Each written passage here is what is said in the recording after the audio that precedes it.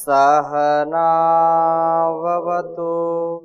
सहनौ भुनक्तु सह वीर्यं करवावहै तेजस्विनावधीतमस्तु मा विद्विषावहै। ओम शांति शांति शांति। वैदिक जीवन पद्धति की इस कक्षा में आप सबका हार्दिक स्वागत है, अभिनंदन है। बहुत ही उत्तम विषय चल रहा है, प्राण विद्या। अष्टांग योग के अंतर्गत यम नियम आसन प्राणायाम, तो प्राणायाम का क्रम चल रहा है और अनेक ग्रंथों का हम यहाँ पर मार्गदर्शन देख रहे हैं। अनेक ग्रंथों में इतनी महिमा गाई गई है इस प्राण विद्या की, प्राणायाम की, योग की। ये प्राण हमारे लिए सबसे ज़्यादा हितकारी है और उसमें वायु का कितना महत्व है, जिसके कारण हमारा ये पूरा अस्तित्व संसार के लिए और अपने लिए हितकारी होता है। और जिसको हम ना करके, जिसको हम अपने जीवन में ना उतार करके, मानो कि अपने ही पैर में कुल्हाड़ी मारते हैं। हम इस विद्या को समझ रहे हैं, जान रहे हैं, और जिसने भी इसको किया है उसने पाया है। जिन खोजा तिन पाइया गहरे पानी बैठ, ऐसी जो कहावत है बिल्कुल सत्य है कि जिन्होंने इसको आत्मसात किया है, जिन्होंने प्राणायाम पर विश्वास किया है, जिन्होंने अष्टांग योग पर विश्वास किया है, उनका जीवन दिव्य बना है, उसमें कोई संशय नहीं है। तो हम और आगे चर्चा करें। आपको किसी का कोई प्रश्न हो पिछली कक्षाओं में से?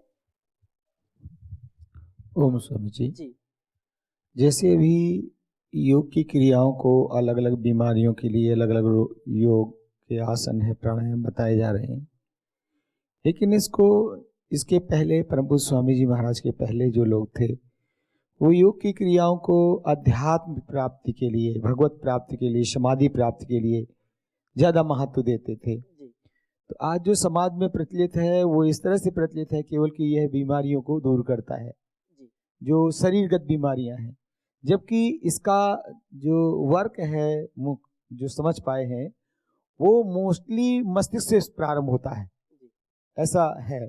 तो आज अभी समाज में जिस तरह जितना होना चाहिए वो नहीं हो पा रहा है। इसका क्या कारण लगता है? लोग क्यों इतना ज़्यादा इसको स्वीकार्यता नहीं हो पा रही है, केवल आसनों को, या इसको ही कर पाते? बिल्कुल ठीक बात आप कह रहे हैं। दोनों बातें इसमें हैं। ये योगियों के लिए आध्यात्म विद्या है, योगियों के लिए समाधि की विद्या है प्राणायाम, और प्राचीन काल से इसी पद्धति को ऋषियों ने जिया है। परम पूज्य स्वामी जी महाराज ने इसको इस वर्तमान काल में हमारे जीवन से जोड़ दिया है।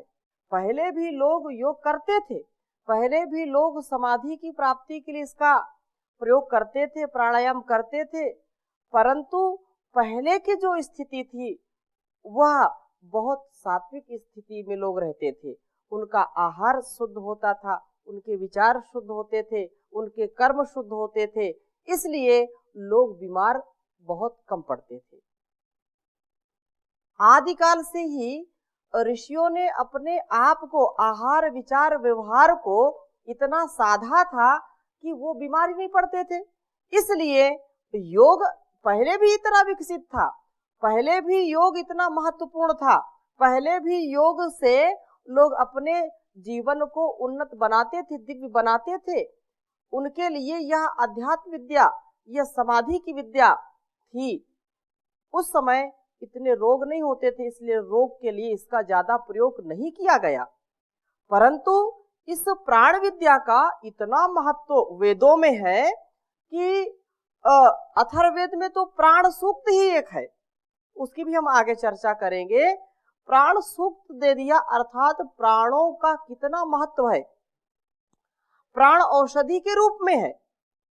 तो आज की परिस्थिति में परम पूज्य स्वामी जी महाराज ने एक एक रोग के लिए इतना इसको विकसित करके, इतना सरल करके लोगों को बतलाया, जिस विद्या को लोग भूल गए थे, जिस विद्या को भूल करके अपने जीवन को शूल बना लिया, अपने जीवन को कांटा बना लिया था, आज उसी विद्या को पूरी दुनिया में स्वामी जी महाराज ने प्रचारित किया है, प्रसारित किया है, लोगों को सिखाया है और उससे लोग लाभान्वित भी हो रहे हैं। हाँ, अब जो दूसरी बात आप कह रहे हैं कि जब इतनी महिमा गाई जा रही है तो वेद आदि शास्त्रों में ऐसे अनेक ग्रंथों, अनेक ऋषियों ने, अनेक महापुरुषों ने जब इसकी महिमा गाई है तो लोग इसको आत्मसात क्यों नहीं करते? तो इसमें केवल इतनी सी बात है कि सब जानते हैं कि सत्य क्या है, लेकिन सत्य कितने लोग बोलते हैं? सब जानते हैं धर्म क्या है, धर्म का आचरण कितने लोग करते हैं? सब जानते हैं कि झूठ बोलना पाप है, लेकिन लोग झूठ बोलते हैं। ये हमारी कमी है, ये हमारी कमजोरी है। जितना हम इसको आत्मसात करेंगे उतना ही हमारे जीवन के लिए उपयोगी होगा। हमारा लक्ष्य ये है कि हम जिस विद्या को, जिस गुण धर्म स्वभाव को अपने कल्याण के लिए समझते हैं, जानते हैं, उसको वैसा ही आचरण में उतारें, तभी तो उसका लाभ मिलेगा। कोई व्यक्ति ये जाने कि यह अमुक औषधि है, किसी को बुखार आ रहा है और बुखार में ये कहा जाए कि गिलोय का सेवन करिए, गुड़ची का, अमृता का, गिलोय का सेवन आप करिए, काढ़ा पीजिए, क्वाथ बना करके क्वाथ पीजिए या गिलोय घनवटी खाइए।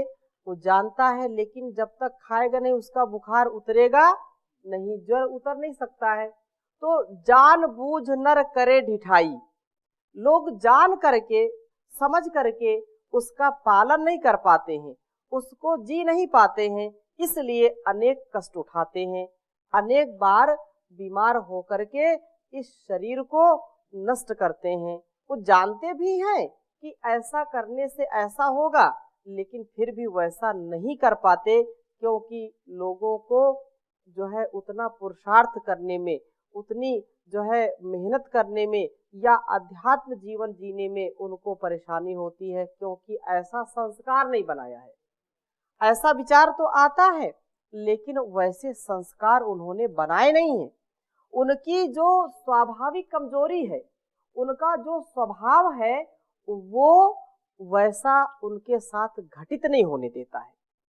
जैसे कोई चोर है, कोई झूठ बोलता है, असत्य बोलता है, वो जानता है कि असत्य नहीं बोलना चाहिए, वो जानता है कि चोरी नहीं करनी चाहिए, वो जानता है कि भ्रष्टाचार नहीं करना चाहिए, लेकिन वो स्वयं करता है। वो स्वयं नहीं चाहेगा कि मुझसे कोई व्यक्ति आकर के झूठ बोले, वो नहीं चाहेगा, जो भ्रष्टाचार करता है वो नहीं चाहेगा कि मेरे घर में कोई भ्रष्टाचार करे, वो नहीं चाहेगा जो दूसरों को जो है नशा बेचता हो, नशा भी बेचता है और जानता है कि इससे व्यक्ति जो है बर्बाद हो जाता है, जो जुआ खेलता हो और खिलाता हो, दूसरों को खिलाता हो, वो स्वयं नहीं चाहेगा कि उसका कोई सगा संबंधी ऐसी जो है अकल्याणकारी आदत या उसके स्वभाव का वो शिकार हो, लेकिन लोग करते हैं। क्यों? क्योंकि वे अपने कुसंस्कार से, अपने स्वभाव से मजबूर हैं। ये कारण है। लोग जानते नहीं क्या योग से कितना लाभ मिलता है, लेकिन करना नहीं चाहते। आप बोलो कि 10 मिनट अनुलोम विलोम करो, इससे ये लाभ मिलेगा। जो व्यक्ति गंभीर है, धीर है, उसकी गंभीरता उसको वो, उसका स्वभाव उसका वो कराएगी। लेकिन जो चंचल है, जो इस पर विश्वास नहीं करता है, श्रद्धा नहीं रखता है, वो इसको नहीं करेगा।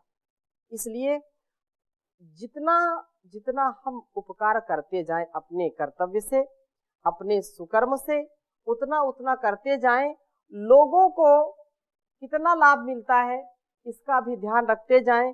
लेकिन आप ये जो है संसार है ये ऐसा ही चलता है, आप अपने कर्तव्य को करते जाइए। किसको कितना लाभ मिलता है, कौन कितना करता है, वो जो करेगा उसको मिलेगा और जो नहीं करेगा उसको कैसे मिलेगा।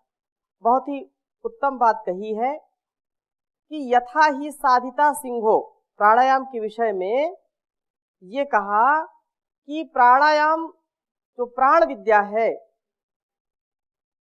वह शरीरगत प्राण का जो महत्व है यहाँ पर बतलाया जा रहा है। यथा ही साधिता सिंहो मृगम हंति न मानवान तद्वद विशुद्धा पवनः किल विषम न नृणाम तनुम। कहा कि जैसे यथा ही साधिता सिंहो, जैसे कोई पालतू शेर, जैसे एक सिखाया हुआ सिंह शेर केवल मृगों का वध करता है, मृगों की हिंसा करता है, मृगों को मारता है, मनुष्यों को नहीं मारता, उसी प्रकार से विशुद्धा पवनः, शुद्ध और निगृहीत प्राण केवल पाप का नाश करता है, शरीर का नाश नहीं करता है। और यथा पर्वत भाता नाम दह्यते मलम तथेन्द्रिया कृता दोषा दह्यन्ते प्राण निग्रहात्। यह मनुस्मृति में भी ऐसा ही कुछ कहा गया, वहां पर मनु महाराज ने कहा है। और यहाँ भी एक योग का जो ग्रंथ है उसमें भी ये बात कही, इसको एक बार लिख लीजिए आप, बहुत अच्छा है। यथा पर्वत धातु नाम माता नाम दह्यते मलम तथेन्द्रिया कृता दोषा दह्यन्ते प्राण निग्रहात्। यथा पर्वत धातु नाम माता नाम दह्यते मलम तथेन्द्रिया कृता दोषा दह्यन्ते प्राण निग्रहात्। तो ये कहा कि जिस प्रकार से अग्नि में तपाने पर यथा पर्वत धातु नाम माता नाम दह्यते मलम, जिस प्रकार से अग्नि में तपाने पर पर्वत की धातुओं का मल जल जाता है। पर्वतों से धातुएं निकालते हैं, पर्वतों में अनेक प्रकार की धातुएं प्राप्त होती हैं और उन धातुओं को फिर जलाते हैं, उनको जो है अग्नि में तपाते हैं और वे अग्नि में तप करके क्या हो जाती है, निर्मल हो जाती है। जैसे सोना को कहते हैं कि अग्नि में तपाने से कुंदन बन जाता है, वैसे सारी धातुओं में जो मल होता है, जो गंदगी होती है, जो अनेक प्रकार के और भी जो है उसमें तत्व या विजातीय तत्व मिले होते हैं, उनको वो जला करके भस्म कर देता है और धातुओं को बिल्कुल निर्मल कर देता है। तथेन्द्रिया कृता दोषा, ठीक उसी प्रकार से जिस प्रकार से अग्नि में तपाने पर पर्वत की धातुओं का मल जल जाता है, उसी प्रकार से इंद्रियों के दोष प्राणायाम से जल जाते हैं। प्राणायाम के अभ्यास से इंद्रियों का जो दोष है, इंद्रियों का जो मल है, जो गंदगी है, जो विकार है, वो नष्ट हो जाता है इन प्राणायाम की क्रियाओं से। प्राणायाम के बल से, उसके तप से इंद्रियों का मल नष्ट हो जाता है, इंद्रियां हमारी बिल्कुल निर्मल हो जाती हैं, स्वच्छ हो जाती हैं, शुचिता से परिपूर्ण हो जाती हैं। और आगे क्या कहा कि जैसे यहाँ पर युक्तम युक्तम तजेत वायुम युक्तम युक्तम प्रपूरयेत युक्तम युक्तम प्रबध्नियात एवं सिद्धम अवाप्नुयात। कहा कि जैसे प्राणायाम के विषय में कि प्राणायाम का जो क्रम है उसको धीरे धीरे प्राणायाम लेना, धीरे धीरे शनै शनै विधि क्या है, उचित विधि से शनै शनै वायु को छोड़ना और शनै शनै वायु को लेना। युक्तम युक्तम त्यजेत वायुम, अपनी जब हम इस विधि को, इस विद्या को शुरू करें, आरंभ करें, तो उस आरंभ के दौर में कहा युक्तम युक्तम त्यजेत वायुम, धीरे धीरे वायु को छोड़ना चाहिए। और युक्तम युक्तम प्रपूरयेत, धीरे धीरे ही उसको पूरा करना चाहिए। धीरे धीरे वायु को अंदर रोक करके उसका अभ्यास करना चाहिए। युक्तम युक्तम प्रबधनीयात एवं सिद्धम अवाप्नुयात, इस प्रकार से प्राणायाम को करते समय धीरे धीरे ही लेना, धीरे धीरे ही छोड़ना, ऊपर खींचना और धीरे धीरे वायु को अंदर रोकने का अभ्यास करना चाहिए। इस प्रकार से सिद्धम अवाप्नुयात, इस प्रकार से शीघ्र ही योगी सिद्धि को प्राप्त कर लेता है, शीघ्र ही अपने आप को इस विद्या से बहुत ही श्रेष्ठ बना लेता है अपने आप को, और बहुत ही सुंदर सुडौल उसका शरीर बन जाता है, उसका शरीर रोग प्रतिरोधक क्षमता से युक्त हो जाता है, उसको किसी भी प्रकार की हानि से जो है हानियों से बच करके अपने तन और मन को निर्विकार बना लेता है। ये बहुत ही यहाँ पर इसका वर्णन किया है। और एक कहा कि सहस्त्रशः संतु हठेषु कुंभाम मन्यामहे केवलम कुंभमेव, कुंभोत्तमे यत्र तु रेच पूरौ प्राणस्य न प्रकृति वैकृताख्यौ। कहा कि हठ योग में जो कुंभक, प्राणायाम तो हजारों हैं किंतु हम तो केवल कुंभक जो है प्राणायाम को ही सर्वश्रेष्ठ मानते हैं। कुछ लोगों का ऐसा कथन है जिसमें प्राण के प्राकृत और वैकृत नामक रेचक और पूरक प्राणायाम नहीं होते हैं। बाकी जो सामान्य प्रकरण में जो प्राणायाम की चर्चा की है पहले, उसी से वह व्यक्ति धीरे धीरे अपने आप को प्राणायाम से युक्त करके, प्राणायाम का अभ्यास करके, रेचक पूरक कुंभक करके अपने आप को सबल बनाता है।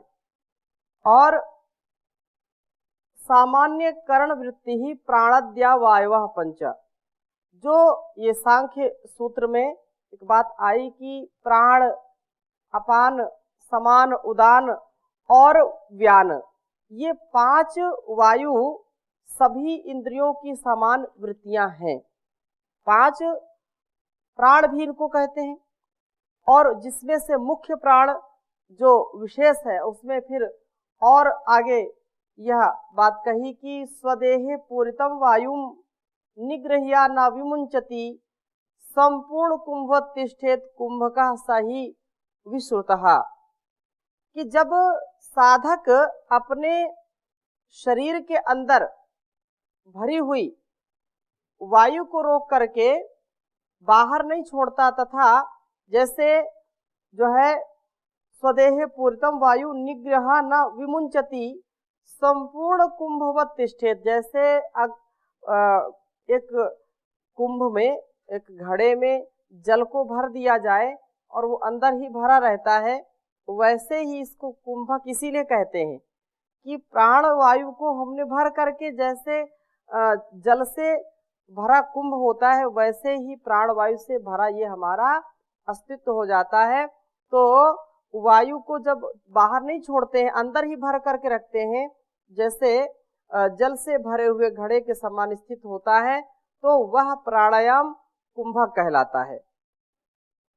यह कुंभक प्राणायाम हमारे लिए बहुत ही उत्तम है। हठ योग में भी इसका विशेष महत्व बतलाया गया है। इसलिए यह समस्त इंद्रिया वृत्तिश्च प्राणो वायु प्रकीर्तितः तज्जयादिन्द्रियाण्येव निर्जितानि भवन्ति ही, कि समस्त इंद्रियों में रहने वाला जो वायु, जो प्राण कहलाता है, उस प्राण वायु को जीत लेने पर समस्त इंद्रियों पर विजय व्यक्ति प्राप्त कर लेता है। सब में वह विजय की प्राप्ति का विशेष रूप से पात्र बन जाता है। उसको विजयी ही जो है, विजय ही उसको हाथ लगती है। कभी भी वो पराजित नहीं होता है। कभी ऐसा नहीं होता कि वो इस संसार में इंद्रियों की गुलामी या इंद्रियों के वशीभूत होकर के रोग से कभी पीड़ित हो या भोग से पीड़ित हो। उसका रोग और भोग और शोक सारा ही नष्ट हो जाता है। रेचक पूरक के विषय में योग सार संग्रह का एक और श्लोक ये बताया कि रेचकः पूरकश्चैव कुंभकः शून्यकस्तथा एवं चतुर्विधा प्रोक्तः प्राणायामो मनीषिभिः, कि जो हमारे मनीषी हुए, जो ऋषि मुनि हुए हैं, उन्होंने रेचक पूरकश्चैव कुंभकः शून्यकस्तथा एवं चतुर्विधा प्रोक्तः, ये 4 प्रकार से बताया कि रेचक, पूरक, कुंभक और शून्यक, ये 4 प्रकार का प्राणायाम मनुष्यों ने बताया है, योगियों के द्वारा बताया गया है। इसका विस्तार से जितना हम जो है इसको समझ सकें, जितना जो है सीख सकें, उतना हमारे लिए कल्याणकारी होगा। और इस विद्या को जितना व्यक्ति अपने लिए स्वास्थ्य के लिए तो करना ही है, लेकिन यदि और भी समाधान की स्थिति में जाना है तो इसका अभ्यास करना ही चाहिए। कुछ लोग अतिशयोक्ति में चले जाते हैं, वे इस विधि को न जान करके कुछ ऐसे तांत्रिक जो है तंत्र मंत्र के चक्कर में पड़ जाते हैं। योग के नाम पर ऐसे भी योग के लोग दीवाने हो जाते हैं, जो बिल्कुल ही ग्राह्य नहीं होता है, जो केवल बहुत ही उतावलेपन में, बहुत ही संकीर्ण सोच के साथ लोग आरंभ कर देते हैं, जिससे वे भटक जाते हैं, पथ भ्रष्ट हो जाते हैं। उनके जीवन में कल्याण की बात तो दूर रही, वे सामान्य स्वास्थ्य लाभ भी नहीं ले पाते हैं। इसलिए कुछ लोगों ने हठ योग को भी कि ये हठ है। हठ से तात्पर्य ऐसा नहीं होता है कि वह हठ या दुराग्रह वाला हठ, ऐसा नहीं है, लेकिन लोगों ने कुछ ऐसी विद्याओं को भी जो है बनाया है कि जिससे वह लोगों को समझ में नहीं आता है, आम जनमानस को तो समझ में नहीं आएगा। तो यहाँ पर वामेन रेचयेद वायुम रेचनाद रेचका स्मृतः पूरयेद दक्षिणे नैव पूर्णात पूरका स्मृतः। रेचक पूरक के विषय में और थोड़ी सी चर्चा करते हुए कह रहे हैं कि बाईं नासिका से वायु को बाहर निकालना चाहिए, और रेचन करने के कारण यह प्राणायाम रेचक कहलाता है। और दक्षिण नासारंध्र से वायु को ऊपर खींचना चाहिए, फेफड़ों में वायु की पूर्ति करने के कारण यह पूरक प्राणायाम कहलाता है। फेफड़े से ही हमारे जो जितना फेफड़ा शक्तिशाली होगा, उतनी ही प्राणवायु, उतनी ही ऑक्सीजन सबल, और उतना ही हमारा शरीर जो है नस नाड़ियाँ, जो रक्त का जो संचार है उतना ही अच्छा होगा। जितना हमारा फेफड़ा रोगी होगा, उतनी ही श्वसन प्रणाली जो है वो बाधित होती है, उतना ही व्यक्ति दमा का और उसको एलर्जी, खांसी आदि होने लगती हैं। वो श्वास भी नहीं लेने पाता ठीक से। जब श्वास ठीक से नहीं ले पाएगा, पूरी श्वासों को नहीं लेकर के आधी अधूरी श्वासों को लेगा, तो उसका जो फेफड़ा है, जो श्वसन तंत्र है, वो धीरे धीरे नष्ट होने लगता है, उसमें विकार उत्पन्न होने लगते हैं और व्यक्ति का फेफड़ा भी खराब होता है, फिर उसको टीबी हो जाती है और अनेक प्रकार से लोग पीड़ित हो जाते हैं। जितना व्यक्ति गहरी श्वासों के साथ इस प्राणायाम विद्या को जितना वो करेगा, उतना ही उसका स्वास्थ्य अच्छा होगा और वह साधक ज्ञान युक्त होकर के इस प्राणवायु को आत्मसात करेगा। प्राणवायु के साथ जब प्राण का संचार होगा, ऑक्सीजन का संचार होगा, तो जो रक्त संचार है वो भी अपने आप अच्छा हो जाएगा। तो इसकी चर्चा हम थोड़ी सी और आगे की कक्षाओं में करेंगे। अभी यहीं पर विराम देते हैं हम, क्योंकि थोड़ा सा संकेत मैंने किया है और इसका तो बहुत ज़्यादा विस्तार है, फिर भी कोशिश हम कर रहे हैं कि जितना हम समझने का प्रयास करें, जितना भी हमको समझ में आ जाए उसको हम उतना अपने स्वभाव में, अपने आचरण में उतारें, जिससे इससे लाभ ले सके और हमारा शरीर भी स्वस्थ हो, हमारे रोग सब दूर हो जाएं। तन मन और वतन के रोगों को दूर करने का ये परम साधन है प्राण विद्या, अध्यात्म विद्या, ये अष्टांग योग, जिससे हमारा जीवन योगमय बने, हम सबके लिए और सब हमारे लिए कल्याणकारी हो। तो इन्हीं शुभकामनाओं के साथ आज की कक्षा को यहीं विराम देते हैं। ओम शांति शांति शांति।